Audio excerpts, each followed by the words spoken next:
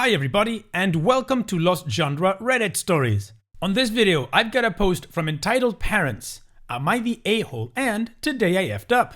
So if you want to get started with the stories, then just use the timestamps below the video. Now, I'd like to thank all of you that support me and my videos. I really do appreciate it, so thank you very much. And if this is the first time watching one of my videos and you like it, then consider subscribing to the channel and joining us on Discord. Now let's get started with today's stories. This post is from the subreddit entitled Parents, and it's by user Thrown into Deep Water. I am your mother. At the beginning of lockdowns here in Germany, my mother came to me saying I should let her live with me in my house because, wait for it, I am your mother. Well, I let her move into the granny apartment. It has a separate entrance and has one bedroom, one bathroom, kitchen, dining room, and living room. While she slept in the bedroom in the apartment, she used the main kitchen to cook her meals, but refused to cook shared meals. Used the main living room to watch TV, basically acted as if she owned the house. Any of my complaints, she likewise dismissed, I am your mother. It all came to a head when I was working on a computer in the living room. There was a lull while the system set up and was doing its thing.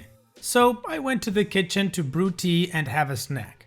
During this time, my mother went into the living room to watch TV, but I had been listening to Vivaldi's Four Seasons. So she started pulling power plugs in an attempt to shut off the music. One of the first plugs she pulled was, of course, the computer I've been working on. When I came back from the kitchen, she rejected any fault for it. According to her, it was clearly my fault because she had to shut off the music to watch TV. So why would she feel free to shut off my music in my house? Not to mention that I had to start over the system setup. Well, because I am your mother. I countered, and my mother is a guest in my house, so until you behave like a guest, you better go to your apartment. She didn't like being treated like that one bit. Well, she went to her apartment, then left. I went to a hardware store and bought new locks. Until then, the keys for the main door also worked for the apartment door and vice versa. The inside door connecting the apartment and the main house didn't have a lock at all. So yes, I locked her out of the main part of the house. And then the phone calls started. First, my brother, to whom I suggested he take her in. The house he lives in alone is even larger than mine. Then my older sister, who has 2 spare rooms in her and her husband's condo since her children moved out long ago, and who didn't like the suggestion she should take our mother in either. My sister's daughter was somewhat surprised when I explained to her that the house belongs to me and not to her grandmother. Her brother only called to get my confirmation about that. My brother's son was actually on my side but warned me about my mother planning something. So a few days later, while running errands, I get a call from the hardware store, from which I bought the new locks. They told me that the police had called them to send someone to open the house. What had my mother done? She called the police for help because her son had locked her out of her house. When the officers at my house confronted me with that, I simply told them to try her key at the door on the side. Obviously, they hadn't done that before. Then they wanted proof that it was actually I who owned the house. Oddly enough, the copies of the deed I had at home were nowhere to be found. So I called my attorney and he sent one of his partners with new copies. He also brought eviction papers, telling me to consider it. I simply asked for a pen. A couple of days later, my mother moved in with my brother. Brother, older sister, and her husband helped her with her stuff.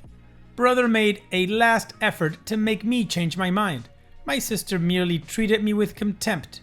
Brother-in-law told me quietly he vetoed our mother moving in with them before my sister even made the suggestion. But this still isn't the end of it. The police officers are pressing charges for falsely reporting a crime, me locking her out. Everyone and his little brother has called me to take back the charges. I hadn't pressed them in the first place. It's out of my hand. to tell the police that it's all just a misunderstanding, or at least put in a good word for her. Why? Of course, because she is your mother. OP, first of all, your brother-in-law's a smart man, and also that lawyer of yours really has your back. Nice of him to quickly draw up the eviction papers without even asking, just, in case you like to consider it. I have to say, it must be a little bit sad just learning that your parents or a parent is an idiot. This one's totally on your mother. What did she expect? She falsely reported a crime. That is a serious thing. Was she counting on you to be like, oh yes, this is her house? What? No, this is not her house. She is a guest and she refused to behave like one. She did not respect your boundaries, and just because you owned the house, it was hers by transference? That's some very entitled behavior. Good thing you did not allow it. So the question now is, what would you guys do in OP's situation, now that the mother is facing charges from the police? Would you let her deal with the consequences of her actions, or would you help her out because, she's your mother? Let me know in the comment section, and now let's move on to the next post. This post is from the subreddit Am I the A-hole, and it's by user Redditor4Throwaway. Am I the a-hole for kicking my sister out to the streets because she cannot take my effing violin playing? I am 30 female, a musician, playing gigs and at an orchestra as a violinist. Rehearsals just resumed, so the orchestra is my main source of income at the moment. My sister, 26 female, is a social worker, working 3 days a week, so minimal income, but she adores her job. I live in a small 2-bedroom apartment, both rooms around 9 to 10 square meters, using the second room as a practice room or storage for my instruments, 3 violins, 2 guitars, a digital piano, a small drum kit, and other stuff. 4 months ago, my sister broke up with her boyfriend and I offered her my spare room, temporarily. I moved most of my stuff to the living room so I could fit a small bed in there. Sis moved in, but she asked me to move more stuff to the living room. I moved pretty much everything save the piano, to the point where the living room became uninhabitable. Then she started complaining about my violin playing, saying it gave her headaches. I told her I couldn't stop the daily practice without risking my only steady income. The arguments got worse. She told me to play only when she wasn't home, but with her work schedule, I couldn't afford that. I tried switching to the electronic violin, but even that can be pretty loud, so it didn't help.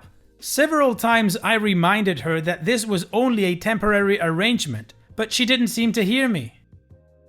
2 weeks ago, I arrived home to find my piano in the bathroom, near water and humidity, because my sister needed the space for her new double bed.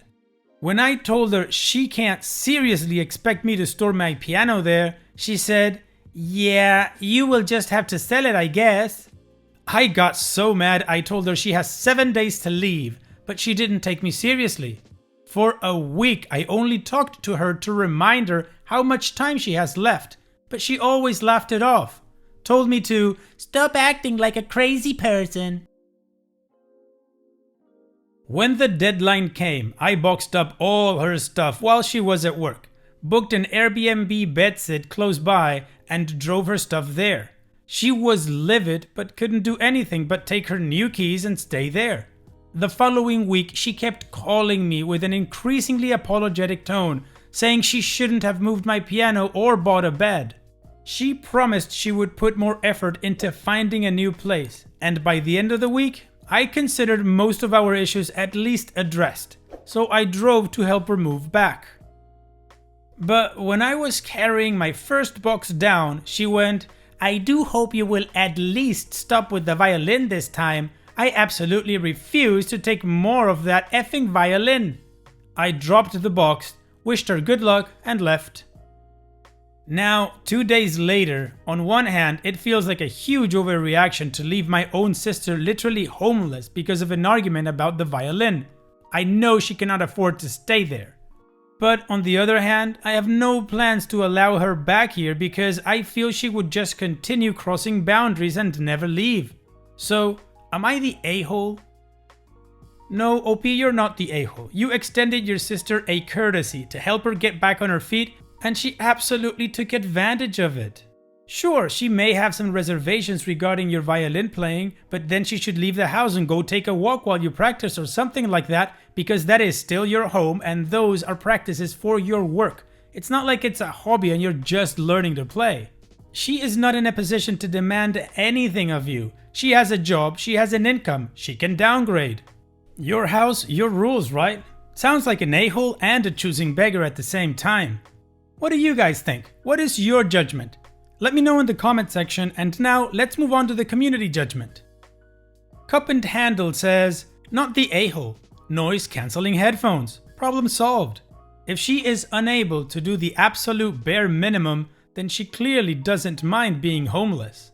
It is absolutely absurd that she would touch a musician's instruments in their house and not know that there would not be repercussions. You even gave her a second chance. Focus on your work and she can deal with her problems. The Opera Geek says, yeah, no, not the a-hole. I am a professional musician as well, opera singer. As musicians, we must practice to keep our skills in good upkeep and flexibility, especially after a damn year of gig drought. Snoodrawings 1480 says, as someone who suffers from chronic migraines and the sound of constant violin would cause me intense pain every single day, I'm still saying not the a-hole. She is living in your home. If she gets headaches from violin playing, she either should make herself scarce or buy earplugs noise-cancelling headphones. When I had to move back in with my parents, I never bitched when my stepfather would have Zoom meetings for work in the next room. I'd ask them to keep it down if I had a bad migraine, but only when he wasn't working.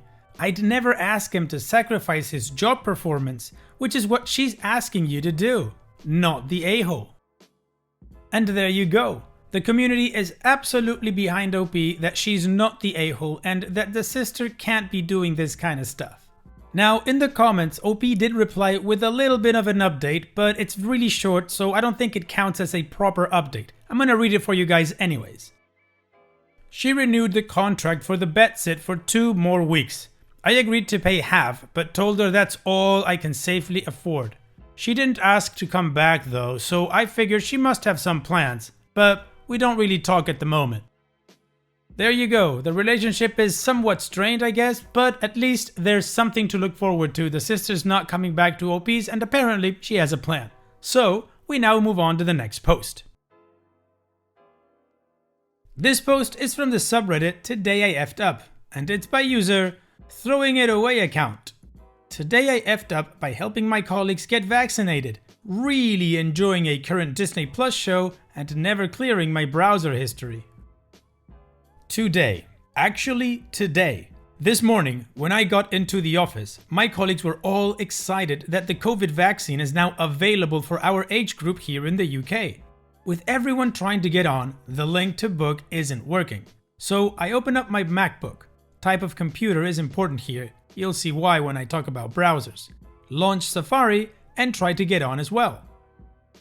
Safari isn't working, so I quickly open Google Chrome. And magic! It works! I'm in! I book my COVID vaccine while my colleagues are still struggling to get the link working. Oh, but Google Chrome works, and they don't have Google Chrome. So what do? Of course, I'll help you book on my computer. Gather round like it's a campfire, late 20s children. Now, here's the F-up. I have Google Chrome on my laptop for one reason and one reason only. I am a single woman. Lockdown was lonely. No shame, but some shame. Not around smut, but around browsers. Safari has always felt like my work browser. So during lockdown, to get past this mental block, I downloaded Google Chrome and never cleared the browsing history. 2 of my colleagues booked their tests. Nice and easy, not a problem. Yay vaccine! Viva vaccine! Now, Colleague 3. Colleague 3 has control of the keyboard and trackpad. Colleague 3 has also just moved into a new flat and can't remember their postcode. But oh, what do they remember? A shop near them, of course. Best fish and chips in London. Google the shop. Get their postcode. Book their jab. Nice, easy solution. Elegant in its inelegance. So they open a new tab, greeted by the Google logo, the search bar, and 8 little circles of history shortcuts. I swear, history. I don't remember saving shortcuts. The office goes silent. I'm hot. Like, I am so embarrassed that I'm sweating. Second pass. The joy of booking our jabs is now gone into just silence. There, laid out like a roadmap, is my smut tastes. All smut. Lots of smut. Nothing in there to even break it up like a Facebook icon. I use Google Chrome only for smut, which makes sense to me. To my colleagues, they're all silent. No doubt thinking about how their coworker is apparently a huge perv who spends all their free time looking at smut and using the internet for literally nothing else. I'm dying. I'm sweating. I feel like my brain has shrunk inside my head to a little peanut. Colleague 3 types in the fish and chip shop, gets their postcode, books their test. We all work in silence until lunchtime, and no one mentions that I'm a pervert whose most visited website is a deep fake of a famous actor currently available on a popular Disney Plus show. At least now I have 7 smut websites and a fish and chip shops in my Google Chrome icons. Oh, OP, that must have hurt. That must have hurt. I am curious about the actor though. Now, OP did mention it was a show and not a movie, so that could mean it's either Tom Hiddleston, John Stamos, or Emilio Estevez. I'm leaning more towards Emilio Estevez. I mean, Coach Garden Bombay, come on, epic. And it's that time that we've reached the end of the video. I hope you enjoyed today's stories. I certainly did reading them to you. So if you did, then go ahead and give the video a like, and don't forget to subscribe to the channel and become a member of our Discord community that just keeps growing, and it is fantastic. And like I said in the beginning of the video, all of the relevant links are in the video description below, so be sure to check them out. And finally, I'd like to thank you all for taking the time to watch this video. It really does mean a lot to me that you guys enjoy this content, so thank you once again. And having said all that, I will see you guys in the next video.